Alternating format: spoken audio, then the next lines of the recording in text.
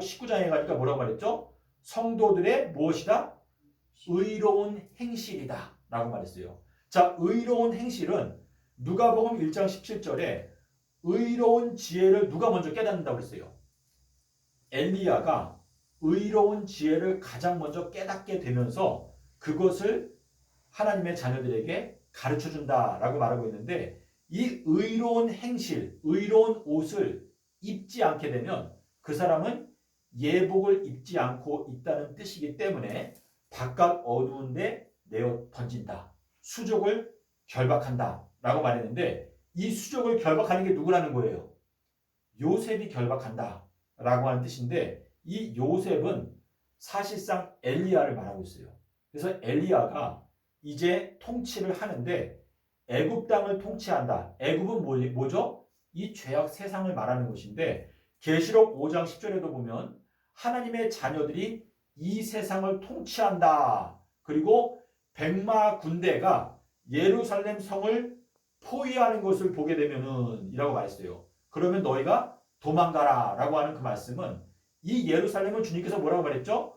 돌 위에 돌 하나도 첨놓이지 아니하고 다 무너지게 될 것이다 라고 말씀하셨는데, 이것은 모양은 예루살렘인데 하나님께서 보실 때에는 바벨론에 해당되는 성이기 때문에 백마 군대가 그 도성을 포위하는 걸 보게 될 때 너희들은 빨리 하나님의 말씀으로 도망가라 라고 이렇게 말씀을 하시는 것입니다. 그래서 예수님께서 예수님께서 오시는 시간은 밤 4경인데 마태복음 25장에 보면은 밤 몇 경이죠? 밤 2경에, 밤중에 보라 신랑이로다 맞으러 나오라 라고 말했어요. 자, 거기에 맞으러 나오라 라고 하는 단어가 어디에 나오냐면 요한복음 12장에 나귀를 타고 예수님께서 입성하실 때 사람들이 어땠어요? 맞으러 나가니 라고 되어 있거든요. 그래서 지금 그 나귀를 맞으러 나간다라고 하는 것은 2022년도를 가리키는 것인데, 지금 여기 화면에 보면은요, 밤 2경은 천년에 해당돼요. 천년. 그러니까 1030년부터 2030년까지가 2경인데, 요 기간 동안에 우리가 보라 신랑이로다 맞으러 나오라라고 하는 메시지가 이렇게 전파되는 것인데, 주님께서 뭐라고 말씀하셨냐면 오늘 있다가 내일 어디에? 아궁이에 던져지는 들풀이라고 하는 것은 두 번째 천년기에는 아궁이가 있다, 풀무불이 있다 라고 하는 의미로 말씀을 하신 것이죠. 그래서 이 두 번째 천년기에 엘리야가 와서 이제 심판의 기별을 전하고, 그 다음에 엘리야의 기별을 통해서 알곡과 가라지가 나누어지게 된다 라고 말씀하셨고, 알곡과 가라지를 나누게 되면 그 다음에 알곡을 데리고 어떻게 하는 거예요? 1000년 동안에 엘리야가 지극히 작은 종이라고 했어요. 지극히 작은 종이 그 하나님의 몸된 교회를 섬기는 기간이 1000년의 기간이고, 그 1000년 동안에 어린 양의 아내로 예비한다. 그게 성경에 기록되어 있죠? 이해가 되시죠? 누가복음 1장 17절하고 계시록 21장 2절에 나오는 말씀이고, 그리고 이 악한 원수들에 대해서 어떻게 하는 거예요? 크고 흰 보좌. 자, 크고 흰 보좌가 뜻하는 게 뭐예요? 자, 크다라는 건 뭘까요? 크다. 크다라고 하는 것은 요한복음 15장 13절에 보면 뭐라고 말했죠? 사람이 친구를 위하여 목숨을 버리면 그것보다 더 큰 사랑이 없다라고 하는 그 말씀에서 크고 흰 보좌라고 하는 이 크다라고 하는 것은 예수님의 보혈로 말미암아 세워지는 통치 보좌를 말하는 것인데, 그거는 아비벌 15일. 자, 보좌라고 하는 단어가 뭐랑 같다고 그랬어요? 보름달과 똑같다고 말씀드렸죠? 그래서 그 크고 흰 보좌, 희다라고 하는 것은 깨끗하다, 순결하다 라고 하는 뜻으로서 이 크고 흰 보좌가 심판하는 그 심판은 결국은 요나의 표적으로 심판하는 심판이다 라고 말을 하는 것이나 다름이 없는데, 우리가 어제도 말씀을 드렸는데 보좌에 대해서 우리가 잠깐 생각해 볼게요. 자, 하나님의 보좌 옆에는 뭐가 두르고 있어요? 무지개가 두르고 있죠. 근데 이 무지개는 어디에 감춰져 있어요? 구름 속에 감춰져 있죠. 자, 그래서 구름 속에 감춰져 있는 그 무지개를 발견하려면 어떻게 해야 돼요? 구름 속에서 말씀하시는 아버지의 음성, 내 아들의 말을 들어라 라고 하는 그 음성을 듣게 되면 우리가 구름 속으로 끌어올려져 가게 되는 것인데, 자, 누가복음 9장 34절에 가면 예수님의 제자 3명 요한, 야고보, 베드로가 구름 속으로 들어갈 때 어떻게 했다고 그랬어요? 두려워했다고 그랬죠. 자, 두려워하는데 구름 속으로 들어갔을 때 아버지의 음성을 듣고 나니까 그들의 눈에는 이제 누구만 보이게 되었어요? 예수님만 보이게 되었어요. 자, 그런데 이제 그 보좌 주변에 있는 무지개가 뭐라 그랬어요? 활이라고 그랬죠. 자, 활인데 활이 쏘는 무기가 뭐예요? 화살. 그렇죠? 자, 근데 이 화살이 악한 자, 음행하는 자의 간을 뚫는다 또는 영통을 뚫는다 이렇게 되어 있는데, 그 화살은 뭐예요? 다니엘서 9장 27절에 나오는 일주일의 뭐예요? 가운데라고 하는 것이거든요. 그래서 이 계시록에 보면은요, 하나님의 보좌의 가운데에 있는 어린 양이 너희들을 어디로 인도한다? 생명수 강으로 인도한다라고 말씀하시고 있는데, 그 생명수 강은 뭐예요? 수정과 같이 맑은 강이다. 그러니까 수정은 뭘 뜻하죠? 하나님의 지혜를 뜻하죠. 그러니까 하나님의 보좌는 통치하는 보좌인데 그 보좌가 갖고 있는 무기가 뭐예요? 바로 화살이다. 근데 이 화살이 바로 요나의 표적, 수요일 십자가, 일요일 부활 진리가 이 세상 전체를 심판하게 된다라고 하는 의미인데, 주님께서 이 마지막 때 엘리야를 보내셔서 엘리야가 1000년 동안에 악한 자들과 또 악한 천사들을 재판하고 심판하고 그리고 그 모든 걸 다 끝내게 되면 그 다음에 예수님께서 오시는데 죄와 어떻게? 상관없이 오신다 그랬어요. 죄와 상관없이. 그래서 히브리서 9장 27절 28절의 그 말씀을 우리가 생각하게 되면 그 말씀을 우리가 이제 이해가 어느 정도 되죠? 그렇죠? 사람이 한 번 죽는 것은 사람에게 정하신 것이고 우리가 사실상 죽어야 돼요. 우리가 죽게 되면 그 다음에 사단의 권세 아래에서 얼마큼을 지내요? 한 때, 두 때, 반 때를 지내고 나서 그 다음에 우리가 어떻게 돼요?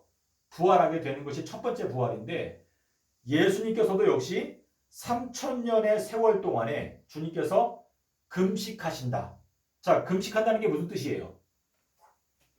굶는다는 게 뭐죠, 집사님? 예, 요한복음 4장에 뭐라고 나와요? 예수님께서 나의 양식은 뭐라고 했어요?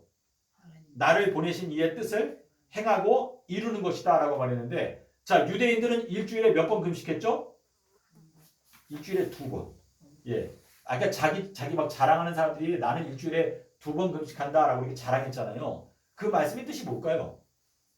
자, 우리 7030년 기간에서 예수님께서 사실상 몇 번 금식하시는 거예요? 2번 금식하시는 거죠. 그렇죠? 십자가 전에는 4000년을 금식하셨죠. 그래서 그 4000년을 나타내기 위해서 40일 동안 금식하셨고, 그 다음에 이제 십자가 이후에 3000년 동안 어떻게 하는 거예요? 예수님께서 금식하시는 것이나 다름이 없는데, 왜냐하면 아버지의 뜻이 온전히 이루어지는 건 언제예요? 서기 3030년이기 때문에 내가 제3일에 완전하게 된다라고 말씀하셨으니까 그 완전하게 되기 전까지는 예수님께서 기다리시는 기간인데 그때가 금식하시는 것이나 다름이 없는데, 내가 이 포도나무에서 나는 새 것으로 너희들과 함께 마실 때까지는 마시지 않겠다라고 하는 그 말씀이 실제로는 언제 성취가 되는 거예요? 3030년 제3일에 가나에 혼인잔치가 있었다. 가나가 뭐죠? 가나는 갈대죠. 갈대. 그렇죠? 자, 예수님을 못 봤던 사람들이 어떻게 했어요? 갈대를 예수님의 어느 손에 쥐어줬어요? 예, 오른손에 쥐어주고 그 갈대로 또 어떻게 했죠? 예수님의 머리를 때리고 또 주먹으로 예수님의 얼굴을 어떻게 했어요? 때렸죠. 그게 다 예언적인 의미가 있는 것인데, 예수님의 얼굴빛이 뭐예요? 번개빛인데 이 번개빛이 뭐죠? 쉐키나의 영광이고 이 얼굴이 사실상 삼낮 삼방 땅속에서예요. 근데 예수님의 얼굴을 때렸다라고 하는 것은 누가복음에 보면 뭐라고 말했죠? 예수님은 수많은 사람들에게 비방받는 표적이다. 근데 그 표적이 요나의 표적이다 라고 하는 그것은 이 마지막 때의 현 기독교인들이 예수님의 얼굴을 주먹으로 때리는 거예요. 예수님을 2번 십자가에 못 박는 것인데, 갈대로 예수님의 머리를 때렸다. 이 갈대가 뭐예요? 갈대. 갈대는 사람을 청량하는 지팡이 또 자, 그것이 삼라삼반 땅속인데 그 삼라삼반 땅속에서라고 하는 그 지팡이를 사람들이 그 지팡이 앞에 무릎을 꿇지 않고 그 지팡이로 오히려 예수님을 해하고 있다라고 하는 의미가 거기에 들어있는 것인데, 우리가 이 예언의 말씀을 깨닫는 것, 예수의 증거를 통해서 우리의 눈이 열리는 것은 요나의 표적을 깨닫게 될 때 우리의 눈이 열리게 된다. 그래서 많은 분들이 지금 이 1000년 동안에 엘리야가 통치한다라고 말을 하니까 굉장히 불쾌한 생각이 드시는 분들이 있는 것 같아요. 하지만 이것이 주님께서 갖고 계신 계획이기 때문에 주님께서 갖고 계신 계획을 저희가 거스를 수가 없거든요. 예, 그래서 우리 여기 화면에 보면 이걸 읽어드릴게요. 의로운 지혜를 먼저 믿고 깨닫는 자가 엘리야인데 그 엘리야가 믿음과 지혜가 있는 청지기로서 내가 엘리야에게 모든 걸 맡기고 그를 7번째 천년기에 주인으로 세우고 그로 하여금 모든 것을 회복하게 할 것이다 라고 하는 말씀입니다. 자, 우리 여기 위에 있는 말씀 볼게요. 히브리서 9장에 보면 한 번 죽는 것은 사람에게 정하신 것이고 그 다음에 뭐가 있다? 심판이 있는 것처럼 예수님께서도 한 번 죽으시고 그리고 목근토 땅속에서 계신 것이 3000년 동안 계시고 그 다음에 죄와 상관없이 두 번째 나타나시는데 그것이 바로 서기 3030년이다 라고 하는 것을 말씀을 하시는 것입니다. 자, 그래서 우리 새 예루살렘의 기초가 뭐예요? 바요나죠. 요나의 아들이 새 예루살렘의 기초이기 때문에 요나의 아들아, 내가 너한테 말하는데 너의 이름은 베드로인데 너가 성전의 기초가 될 것이다 라고 하는 그 말씀 속에서 예수님께서 왜 이 말을 했을까요? 분명하게 말하기 위해서 이 말씀 하신 건데, 바요나 시몬아, 내가 너한테 말하는데 너의 이름은 반석인데 내가 이 반석 위에 나의 교회를 건축하겠다라고 하는 그 말씀이 바로 바요나, 요나의 아들이 교회, 참된 교회의 기초가 된다라고 하는 뜻이기 때문에 우리들도 교회의 기초가 될 수 있는 것이죠. 그렇죠? 내가 요나의 표적을 깨닫게 되면 우리들도 교회의 기초가 될 수 있다라고 하는 의미인데, 자, 우리 이 말씀을 좀 생각해 보세요. 이거는요, 성령이 비둘기와 같은 육체의 형태로 하늘에서 내려와서 누구에게든지 그 위에 머무는 것을 보거든 그 사람이 곧 성령으로 침례를 주는 사람인 것을 알아라 라고 하는 말씀이 있어요. 이것은요, 우리가 이 마지막 때 예수님께서 제자들에게 이렇게 명령했어요. 너희가 침례 줄 때 누구의 이름으로 주라고 말했죠? 아버지와 아들과 성령의 이름으로 침례를 주라고 말했어요. 이거는 우리가 이 마지막 때 세상에 있는 사람들에게 성령으로 침례를 주어야 되는데, 성령으로 침례를 주는 사람이 되기 위해서는 어때야 돼요? 우리 위에 누가 내려와야 돼요? 비둘기 모양의 성령이 우리 위에 내려와서 머물러 있어야 내가 성령으로 침례를 주는 사람이 되는 거예요. 그런데 이거를 말씀하시는 것인데, 비둘기 성령의 표적이 뭐냐면 삼라삼반 땅속에서다 라고 하는 의미거든요. 그래서 우리가 마음 가운데 순결성을 계속 추구하면서 하나님께 성령을 구하게 되면 그분께서 나의 마음 가운데 깨끗한 심령을 회복시켜 주시면서 요나의 표적을 똑바로 깨닫게 될 때부터 나는 다른 사람들에게 어떻게 말을 하는 거예요? 순결한 말을 전달하게 되기 때문에 그 순결한 말을 통해서 그 사람에게 성령으로 침례를 주는 일을 하게 된다라고 하는 뜻이죠. 그렇죠? 예수님께서 뭐라고 했어요? 내가 너희들에게 이른 말이 무엇이다? 영이고 생명이다. 그건 뭐예요? 내가 하는 그 말이 그 상대편에게 뭘 준다는 거예요? 생명을 준다. 그리고 성령으로 침례를 준다. 라고 하는 의미가 되는 것이겠죠. 예, 그래서 제가 지난 10년 동안에 여기 이 말씀이 모든 문제의 결론적인 이야기인데요. 이 말씀만 보고 저희가 마치겠습니다. 자, 엘리야가 성도들을 새 예루살렘으로 인도한다 라고 제가 이렇게 기록을 해놨는데, 내 사자를 내 앞에 보내어 길에서 너를 보호하여 너로 내가 예비한 곳에 이르게 하리니 너희는 삼가 그 목소리를 청종하고 그를 노엽게 하지 말아라. 그가 너희 허물을 사하지 아니할 것은 내 이름이 그에게 있음이라 라고 말씀하셨는데, 자, 여기 길이 뭐예요, 집사님? 길. 요 길은 며칠 길이죠? 예, 3일길 또는 3,000년 길인데, 이 3,000년의 길이 가는 동안에 엘리야가 너희들을 보호해주고, 그리고 그가 너를 어디로? 예비한 곳. 예비한 곳은 어디예요? 히브리서에 보면 뭐라고 그랬죠? 아브라함이 하나님께서 다스리시는 도성을 마음 가운데 소망했다 라고 말하고 있는데, 이것은 새 예루살렘이 내려오게 되는 3030년 그때까지 엘리야가 너희들을 인도해 줄 것인데, 그 사람이 뭘 갖고 있다고 그랬어요? 내 이름이 그에게 있다라고 말했어요. 자, 예수님의 이름이 뭐예요? 이사야서 59장 6절에 뭐라고 말했죠? 그의 이름은 무엇이다?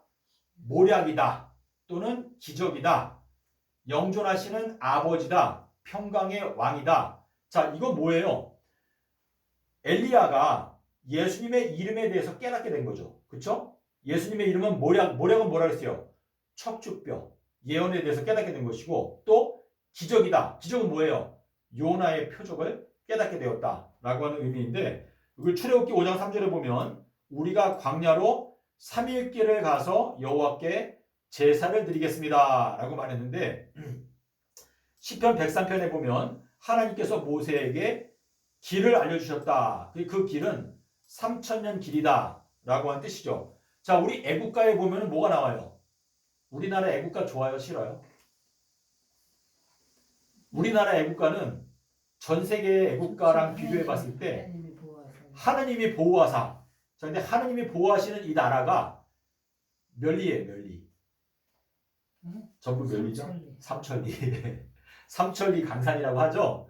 자, 우리 애국가 속에 굉장히 영적인 의미가 많이 들어있는데, 이 하나님께서 보호하시는 이 나라가 삼천리 강산이다라고 하는 이 뜻은, 여기에 보면 뭐라고 했어요?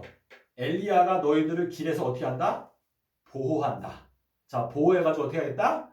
삼천리 길을 다 갈 때까지 엘리야가 보호해가지고 새 예루살렘에 도착하게 하겠다라고 하는 말씀이 있는데, 우리 전 세계에 있는 여러 나라 애국가 중에서 우리나라 애국가만 하느님이 보호하사라고 하는 단어가 있는 거 아닐까? 제가 여러 나라 애국가를 다 모르지만 제가 애국가를 보니까 우리나라 애국가가 굉장히 소중한 것 같아요.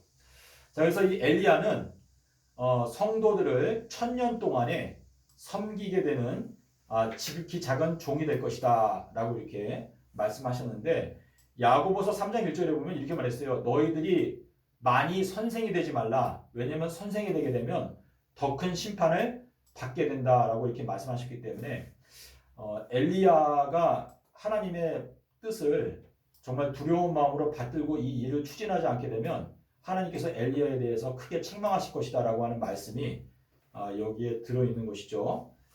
예, 그래서 여기 이제 랍비에 대해서는 예수님께서 마태복음 23장에서 이렇게 말했어요. 너희는 랍비라 칭함을 받지 말라. 너희 선생은 그리스도인데 너희들은 다 형제다.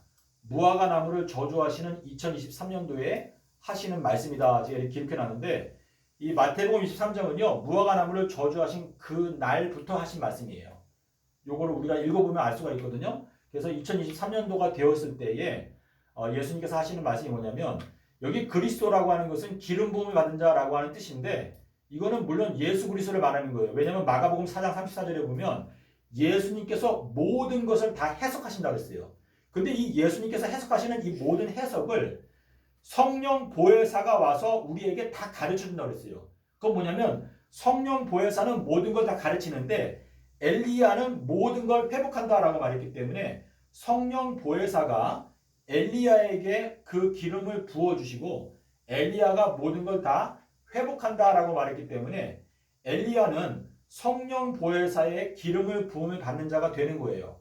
그래서 지금 이 마태복음 23장 8절에 이 말씀을 기록해 놓으신 이유는 2023년도가 되었을 때에, 자, 등불을 켜서 등경 위에 두어라. 근데 이 등불이 엘리야다라고 하는 그 말씀하셨는데, 주님께서 이 마지막 때에 엘리야를 등불로 세우셨고 그 외에 있는 모든 사람들을 다 뭐라고 평하셨냐면 등경이라고 말했어요.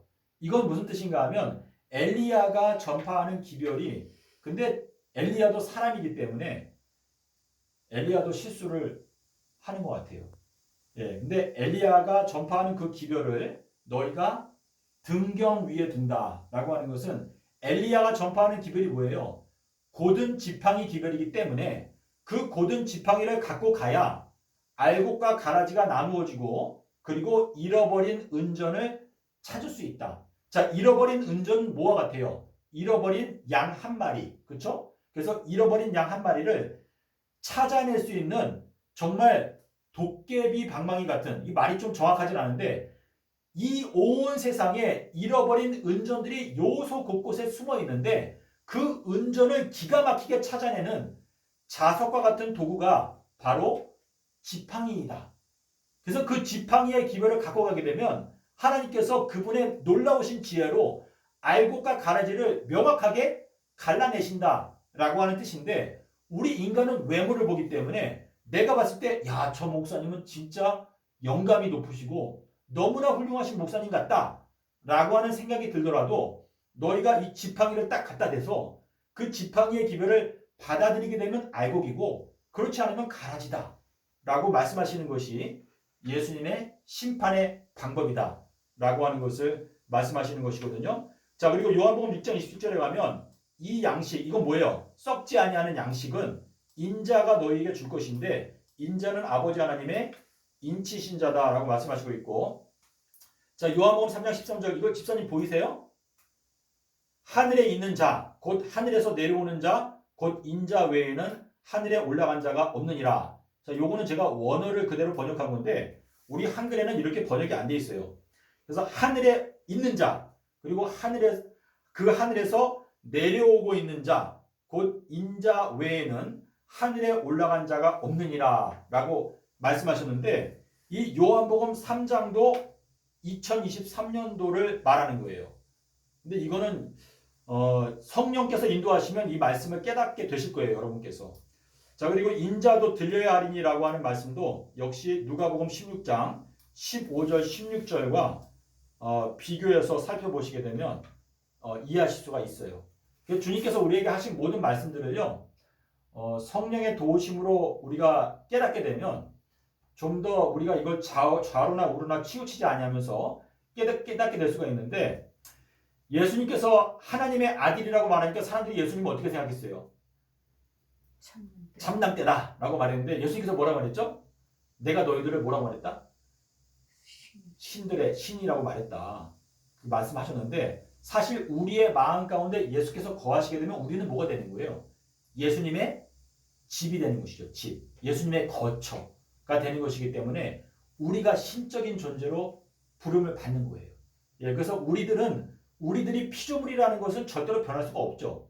하지만 아버지께서 아브라함에게 하신 말씀처럼 나 자신이 너에게 주는 지극히 큰 상급이다라고 하는 것은 우리가 영원한 세월 동안에 아버지 하나님을 배우게 되면 우리들도 아버지 하나님께 점점 가까이 가게 되면서 아버지 하나님의 특성을 갖추게 되고 그 아버지 하나님의 특성을 갖추게 되는 그 사람에게는 아버지의 능력도 더해지는 거예요.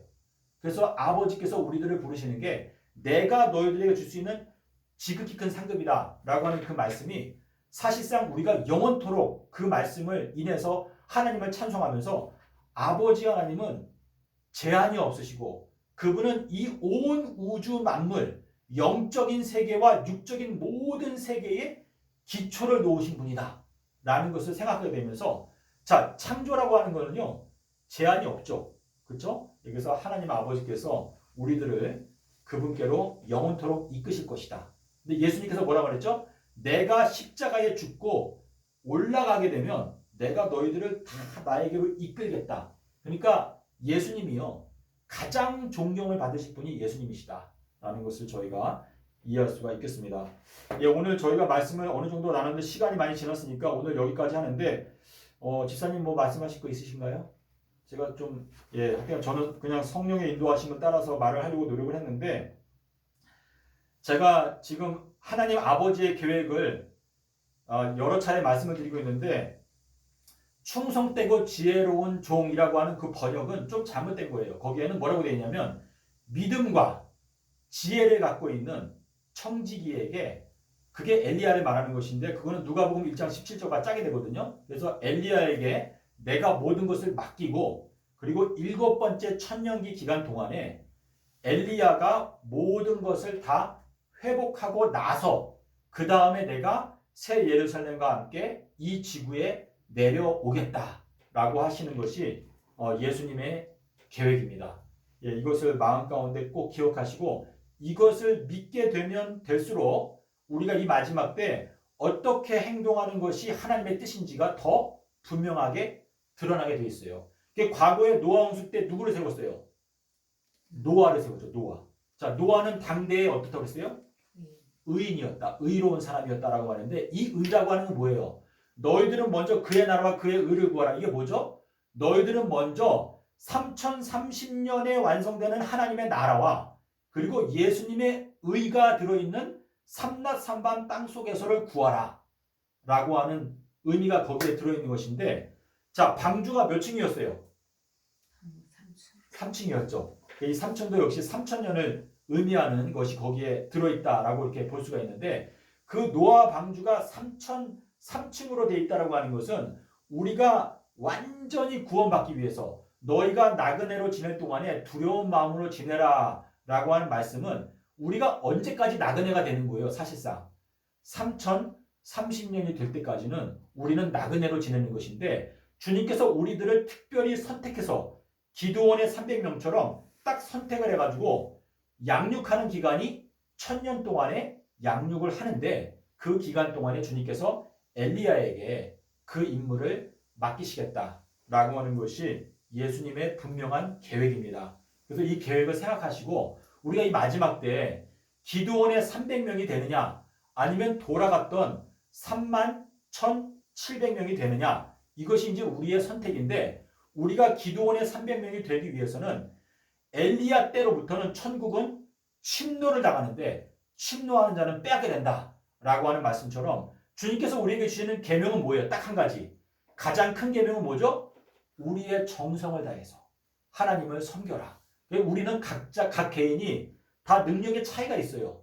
주님께서 보시는 건 뭐예요? 우리의 마음속을 보세요. 우리의 마음이 온 마음을 다해서 목숨을 다하고 힘을 다하고 뜻을 다하여 주 하나님을 사랑하라 라고 말씀하셨기 때문에 우리가 이 마지막 때에는 우리가 서로 눈치 볼 것이 없이 나에게 주신 능력을 우리가 하나님께 온전한 제물로 드리는 것이 바로 산 제사가 된다라고 생각합니다. 자, 그래서 우리가 용기를 갖고 이 마지막 때 작은 자가 약한 자가 천을 이루고 강국을 이루게 될 것이다 라고 하는 그 약속을 주님께서 이루실 것을 믿고 우리가 주님을 위해서 헌신하고 노력하는 저와 여러분이 되었으면 좋겠습니다. 감사합니다.